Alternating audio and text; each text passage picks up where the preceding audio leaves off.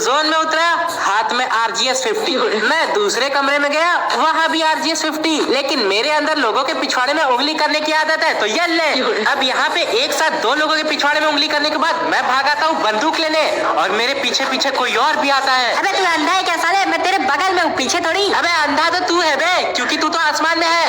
तो आजा फिर, तुझे भी आसमान में पहुँचा दूं क्या? अबे उससे पहले तो मैं तुझे आसमान में पहुंचा दूंगा।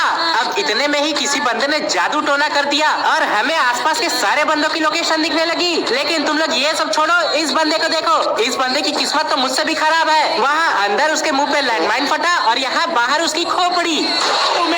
अब इसको मारने के बाद मुझे मेरी चील की निगाहों से दिखा एल शेप के अंदर कोई बैठ के हग रहा है। अब इस बात की तहकीकात करने के लिए मैं एल शेप की तरफ आगे बढ़ता हूँ, तभी इतने में वो बंदा मेरे ऊपर ही कूद जाता है। साले कूद रहा है क्या? तेरे को किसने कह दिया बे? अबे साफ साफ दिखा है साले, झूठ मत बोल। मैं तो झूठ बोलूंगा, मैं तो एक नंबर का झूठा हूँ, झूठा।